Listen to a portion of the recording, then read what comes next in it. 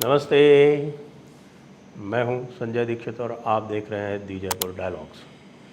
इस वीडियो को लाइक करें, शेयर करें, चैनल को सब्सक्राइब करके बेल आइकॉन दबाएं और हमें पत्रम पुष्पम भी प्रदान करते रहें। आज बात करते हैं एक ऐसे मूवमेंट की जो ग्लोबल इस्लाम में रिफ़ॉर्म की, सुधार की बात कर रहा है। जब बात करते हैं इस्लामिक रिफ़ॉर्म्स की या इस्लाम में रिफ़ॉर्म्स की, तो हम आपको याद दिला दें कि डॉक्टर अंबेडकर ने इसके बारे में क्या कहा था और उसके परिप्रेक्ष्य में हम देखें कि मोहम्मद बिन सलमान जो है इस समय सऊदी अरेबिया में क्या कर रहे हैं। और न केवल ये, सऊदी अरब में मोहम्मद बिन सलमान जो कुछ भी कर रहे हैं उससे जो नॉन अरब मुस्लिम वर्ल्ड है, ख़ास तौर से हमारे उपमहाद्वीप का, भारतीय उपमहाद्वीप का, वो न केवल अत्यंत आशंकित है, अपितु आप देखेंगे कि बहुत सारे जो हैं वो इस समय मोहम्मद बिन सलमान को बुरा भला भी कहने लगे हैं। अभी आपने देखा होगा कि एक रिफॉर्मिस्ट क्लेरिक अब्दुल अल ईसा को बुलाया गया था यहाँ इस्लामिक सेंटर में दिल्ली में, उनकी तकरीर भी हुई थी। तो आपको वहाँ पर कुछ दीगर लोग दिखाई पड़े, लेकिन वो दीगर लोग जैसे महमूद मदनी टाइप के लोग वहाँ पर ज़रूर थे, लेकिन आप ये मान के चलिए कि बाय एंड लार्ज जो पूरा का पूरा यहाँ का जो मुल्ला मौलाना तबका है वो बिल्कुल भी मोहम्मद बिन सलमान को पसंद नहीं कर रहा है। यहाँ तक कि आप जाइए यूट्यूब पे, तो यूट्यूब पे आप ये देखेंगे, यहाँ पर वीडियो आपको पड़े मिल जाएंगे जिसमें मुल्ला मौलाना आपको कहते हुए मिल जाएंगे कि ये मोहम्मद बिन सलमान तो मुर्तद हो गया है। मुर्तद का मतलब होता है इसने इस्लाम छोड़ दिया है, ये एक्स मुस्लिम हो गया है। इसीलिए कई लोग ये पूछ रहे हैं कि भाई ये क्या मोहम्मद बिन सलमान वाकई वो एक्स मुस्लिम हो गया? क्योंकि मोहम्मद बिन सलमान की जो शिक्षा दीक्षा हुई है वो तो सारी की सारी पश्चिम में हुई है। यहाँ तक कि ये पूरी की पूरी जो इनकी रॉयल लीनिएज है, जो पूरा का पूरा जो शाही ख़ानदान है, इसके अधिकतर लोगों की शिक्षा दीक्षा, इनकी महिलाओं की शिक्षा दीक्षा, ये सारी की सारी पश्चिम में हुई है। और वहाँ के जो पश्चिमी विचार हैं वो अब धीरे धीरे आपको यहाँ दिखाई पड़ने लगे हैं। क्या क्या दिखाई पड़ने लगे हैं वो तो हम अभी बात करेंगे। पहले तो हम ये बात कर लें कि डॉक्टर अंबेडकर ने क्या कहा था इस्लाम और उसमें सुधार के बारे में। ये डॉक्टर अंबेडकर की पुस्तक है, आप जानते हैं, पाकिस्तान और दी पार्टीशन ऑफ इंडिया। ये सबसे पहले 1943 में छपी थी, थॉट्स ऑन पाकिस्तान करके, और बाद में फिर उसका दूसरा संस्करण छपा था, पाकिस्तान और द पार्टीशन ऑफ इंडिया करके। उन्होंने उसमें विस्तार से चर्चा की है कि भाई क्या कारण है कि जो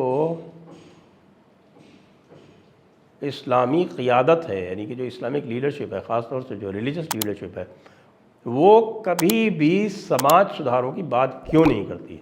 और उन समाज सुधारों की बात वो इसलिए नहीं करती है, उनका ये मानना था, उसमें उन्होंने लिखा है, मैं संक्षेप में बता रहा हूँ, वो बहुत लंबा चौड़ा है, मैं उसको ट्विटर पे डाल दूँगा जो उन्होंने एग्जैक्टली जो कहा है।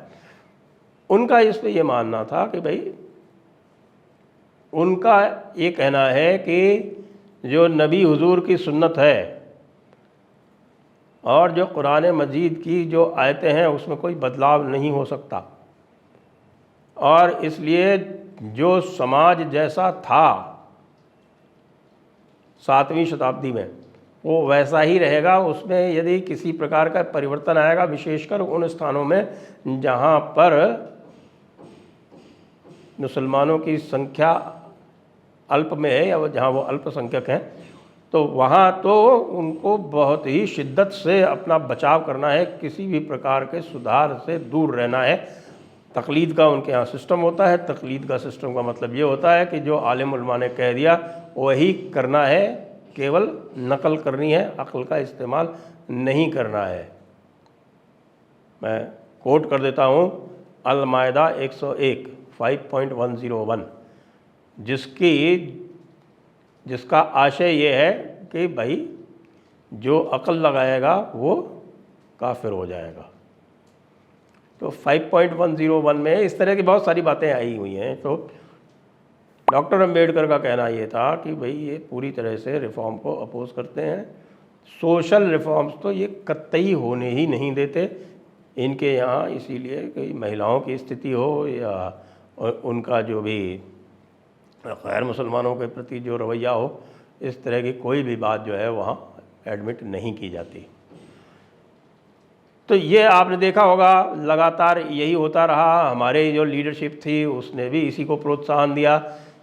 हमारे नेहरू जी जो थे उन्होंने तो विशेषकर से आप देखें कि जब कॉन्स्टिट्यूंट असेंबली में बहस हुई थी और डॉक्टर अंबेडकर ने वकालत की थी यूनिफॉर्म सिविल कोड की, तो वहाँ पर भी जहाँ पर जिन लोगों ने उसका विरोध किया था उसमें जो ख़ास तौर से मोहम्मद इस्माइल और पोकर साहिब जो थे, उन्होंने तो यहाँ तक किया था कि जो आर्टिकल 25 पर जो डिबेट हुई थी, जो आजकल आर्टिकल 25 है हमारे संविधान में, उस पर जो डिबेट हुई थी, तब उन्होंने यहाँ तक उसमें कहा था कि भाई आर्टिकल 25 के स्कोप से कुछ जो पर्सनल लॉज हैं उसके ऊपर कोई अंतर नहीं पड़ेगा, वो रिजेक्ट किया गया था। तो आप ये देख रहे हैं कि स्वतंत्रता के बाद भी उनके मन में, यानी कि जो मुस्लिम लीडरशिप थी, जो क़ियादत थी, उसके दिल में, उसके दिमाग में किसी भी तरह का कोई परिवर्तन नहीं था। वो सारी की सारी उसी प्रकार थी जैसे कि पार्टीशन के पहले थी और लगातार वही चलता रहा। कई बार मैं आपको बता चुका हूँ, मेरी पुस्तक में इसके विस्तार से दिया हुआ है अनब्रेकिंग इंडिया में, कि किस प्रकार वही बात जो दो कौमी नज़रिया था जो वो बाद में बन गया, जिसको कहते हैं कि मिल्ली तशख़्ख़ुस, और वही मिल्ली तशख़्ख़ुस बाद में बन गई आपके जब CAA की और शाहीन बाग की जब चर्चा हुई तो वो बन गई मजहबी पहचान। ऐसी स्थिति में कैसे परिवर्तन किए हैं मोहम्मद बिन सलमान ने, वह अत्यंत महत्वपूर्ण हो जाते हैं, क्योंकि ये माना जाता है कि जो सऊदी इस्लाम जो है वो सबसे कट्टर है। वो हनबली जो मज़हब है उसको मानते हैं, हनबली मसलक है उनकी, और हनबली मसलक जो है उसमें ज़्यादातर ये गैर मुक़ल्लिद होते हैं, मतलब इनमें आलिम उलमा की तक़लीद करने का सिस्टम नहीं होता है, बल्कि ये जो है वो केवल जो रशीदुल खलीफा हैं उनकी बात मान के चलते हैं। यही जो है वो वहाबी तंजीम भी यही कहती है। तो ये वहाबियत का और हनबली का वहाँ पर एक बड़ा ज़बरदस्त सम्मिश्रण होकर, और वो इतना कट्टर है कि वहाँ पर आप देखिए कि महिलाओं को महरम के बिना बाहर निकलने तक की अनुमति नहीं थी। महरम आप समझते हैं कि वे व्यक्ति जिनसे कि आपकी शादी नहीं हो सकती वही आपके महरम हो सकते हैं, यानी आपका सगा भाई, सगा बेटा, और आपका शौहर, और आपका सगा बाप या दादा। इसके अतिरिक्त आप आप अकेले नहीं निकल सकती, आप किसी और के साथ नहीं निकल सकती, आप अपने नौकर के साथ नहीं जा सकती, आप अपने किसी पड़ोसी के साथ नहीं जा सकती, आप अपने किसी कज़िन के साथ भी नहीं जा सकती, चचेरे भाई के साथ भी नहीं जा सकती। तो इस तरह के जहाँ पर सख्त कायदे कानून रहे हों, ख़ास तौर से याद दिलाएं आपको कि जब 1979 में मक्का पर आक्रमण हुआ था और ये वहाबियों ने वहाँ पर उसको घेर लिया था और कहा था कि साहब यहाँ जो ये शाही ख़ानदान है ये बिल्कुल गलत है, यहाँ पर खिलाफत होनी चाहिए, यानी खिलाफा यानी कैलिफेट होनी चाहिए, और उस कैलिफेट के लिए वो लड़ रहे थे और वहाबियत उसी को कहते हैं। तो उसके बाद फिर शाही ख़ानदान ने अचानक अपने रुख में पूरा परिवर्तन करके और ये जितने भी कट्टरपंथी थे उनकी बातों को मानना शुरू किया और उनकी जो भी बातें थी उनको पूरी तरह से लागू करना आरंभ किया। आप जानते हैं कि वहाँ पर जो है पक्की कब्र तक नहीं बनाई जा सकती, और इसीलिए वो जो हमारे सब कॉन्टिनेंट का इस्लाम है, ख़ास तौर से जो बरेलवी मसलक है, उसको वो शिर्क मानते हैं, उनको भी मुशरिकीन में शुमार करते हैं, लेकिन फिर भी उनको हज में आने की अनुमति तो देते हैं। अब मोहम्मद बिन सलमान ने आकर जो कार्य किया है वो हम आप ये कह सकते हैं कि डंडे का इस्तेमाल पहले किया, पहले उसने दिखाया कि वो कितना ख़तरनाक है, और जो लोग वहाँ पूरी तरह से काबिज़ थे उनको हटा के उनको कईयों का कत्ल किया, कईयों को गिरफ़्तार किया, कईयों को बाहर भेजा। इस तरह से करके जो क्राउन प्रिंस था उसको भी हटा दिया, खुद क्राउन प्रिंस बन गया। और इतना सब करने के बाद में बिल्कुल पक्का हो गया कि उसकी बिल्कुल स्वच्छंद सत्ता है। और इस स्वच्छंद सत्ता के आने के बाद यदि आप देखिए तो स्वच्छंद सत्ता जिसके पास है उसको पब्लिक को कट्टरता के दामन में बांधना और सही रहता है, लेकिन ये जो है वो आगे की देख रहा है। इसको पता है कि जो तेल है सऊदी अरब का वो बहुत लंबा नहीं चलने वाला, तो इसलिए उसको जो है जो मॉडर्न सिस्टम है, जो पोस्ट इंडस्ट्रियल नॉलेज सिस्टम है, उसके साथ में उसको इंटीग्रेट करना पड़ेगा, उसके साथ में सामंजस्य बैठालना पड़ेगा। उस सामंजस्य को बैठालने के लिए यह आवश्यक है कि बाहर के लोग आएँ, यहाँ के लोग बाहर जाएँ, दोनों में आदान प्रदान हो। और यदि उन्हें अपने यहाँ पर्यटन बढ़ाना है तो वह पर्यटन बढ़ाने के लिए भी इस प्रकार की वहाँ पे स्थितियाँ होनी चाहिए। तब उसने नियोम सिटी करके एक ऐसा शहर आरंभ किया, जो शहर बिल्कुल ठीक इज़राइल के सामने जो गल्फ़ ऑफ अकाबा जाती है और सामने उनका एलियट नाम का जो जगह है उसके ठीक सामने ये नियोम सिटी आ रहा है। तो नियोम सिटी जो है वो जॉर्डन, इजिप्ट और इज़राइल, इन तीनों से ये समझ लीजिए कि मिलता है। इज़राइल और इजिप्ट से तो मिलती है उसकी मैरीटाइम बाउंड्री और जॉर्डन से मिलती है लैंड बाउंड्री, और वो बड़ा एक फ्यूचरिस्टिक टाइप का टाउन है। अब इस तरह की यदि आप बातें करना चाहते हैं तो आपको अपने यहाँ के नियम बदलने पड़ेंगे। तो सबसे जो बड़ा नियम उन्होंने बदला वो महिलाओं के बारे में बहुत सारी टॉलरेंट पॉलिसीज़ लाए हैं वो। अब धीरे धीरे ऐसा लग रहा है कि महिलाओं के लिए भी जो बुर्का और अबाया या इस तरह की जो पाबंदियाँ थीं उनको भी हटाने की बात चल रही है। उनको ड्राइविंग और बिना महरम के निकलना तो उनको पहले से ही परमिट कर दिया। इसके बाद जो आगे जो करने जा रहे हैं, ये जो अभी लेटेस्ट इन्होंने टेक्स्ट बुक में चेंजेस किए, ये मैं मानता हूँ कि ये बहुत बड़ी रिफॉर्म है जो टेक्स्ट बुक में बदलाव किए हैं। जो हमारे यहाँ आप देखिए कि मुल्ला मौलाना तो प्रश्न ही नहीं उठता, आज तक उनकी हिदाया और आज तक उनकी फतावा आलमगीरी में किसी तरह का चेंज परमिटेड नहीं है, बल्कि उसको और भी शिद्दत से और भी कट्टरता से पढ़ाते हैं। लेकिन इन्होंने ख़ास तौर से जो एक दुश्मनी पाली हुई थी किससे, यहूदियों से। यानी कि आप ये देखें कि अल-माइदा में एक आयत है, कुरान की 5वां चैप्टर है अल-माइदा, और कुरान मजीद में 5.82 यानी अल-माइदा 82 कहती है कि भाई जो यहूदी हैं और जो मुशरिकीन हैं वो तुम्हारे दुश्मन हैं। तो यहूदी और मुशरिकीन को दुश्मन मानने की बात जो है वो सीधे सीधे कुरान से आती है। उसके बाद बहुत सारी हदीसों में भी वो वहाँ पर रिफ्लेक्ट होती है।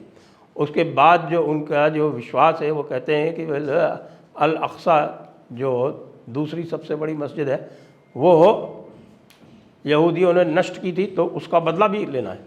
ये सब सारी बातें होते हुए भी, और उसके बाद फिर 1948 में जिस प्रकार से फ़िलिस्तीन के अंदर इज़राइल का निर्माण हुआ, उसको लेके जो पूरा अरब वर्ल्ड जो था वो संगठित होके सारे के सारे ने इज़राइल पर आक्रमण किया, वहाँ हारे, बुरी शिकस्त खाई, और उसके बाद से लगातार वो इज़राइल को अपना सबसे बड़ा दुश्मन मानते आए हैं। यहाँ तक कि मैं जानता हूँ कि जब भी आप जाते थे, हम जाते थे कभी किसी भी अरब देश में, तो वहाँ पासपोर्ट पर विशेष रूप से ये देखा जाता था कि कहीं इसके ऊपर इज़राइल का कोई थप्पा तो नहीं लगा हुआ है।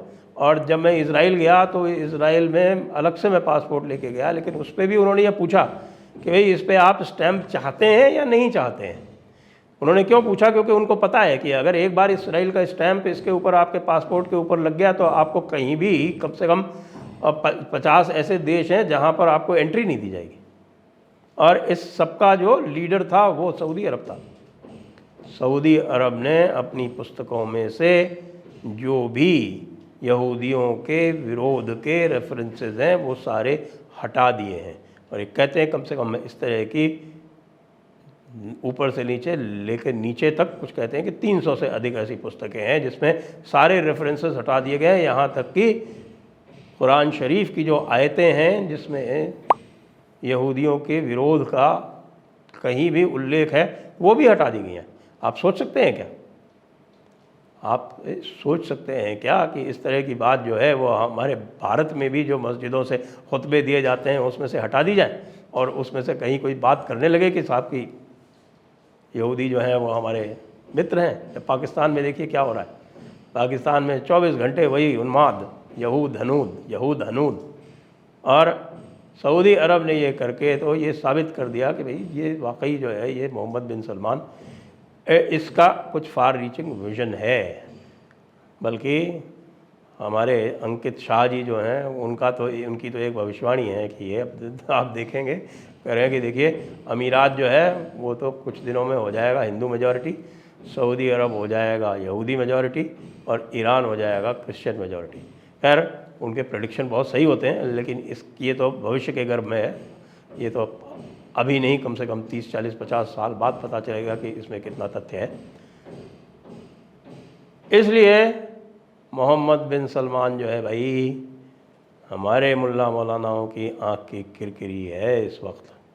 पहले आप देखते होंगे कि जब भी बात आती थी सऊदी बादशाह की या सऊदी राजकुमार की तो हमारे जितने भी मुल्ला मौलाना थे वो आह आह करने लगते थे, बिल्कुल जिसको कहते हैं कि सजदे में जैसे झुक जाते हैं ना उस तरह से सजदाए उबूदी और सजदाए ताज़ीमी वाला जो था उसमें वो सजदाए ताज़ीमी में झुक जाते थे। लेकिन अब जो है कह रहे हैं कि भाई ये तो लगता है कि ये एक्स मुस्लिम हो गया, हमारे लिए बड़े ख़तरे की बात है। तो भाई क्या किया जा सकता है। उसने तो वक्त की नज़ाकत पहचान ली, उसने ये ठान लिया कि भाई हमें अब इस्लाम में सुधार लाना है। उसने तो ये भी कह दिया कि जो हदीसें हैं वो 200-250 साल बाद लिखी गई हैं और उनका औचित्य नहीं है। हदीसों में भी रिफॉर्म्स ला रहे हैं। हालांकि रॉबर्ट स्पेंसर का कहना है कि कुरान शरीफ और जो सही हदीस हैं यानी जो ऑथेंटिक हदीस जिनको माना जाता है वो पर्याप्त हैं। जो कट्टरता है इस समय इस मज़हब में उसके लिए।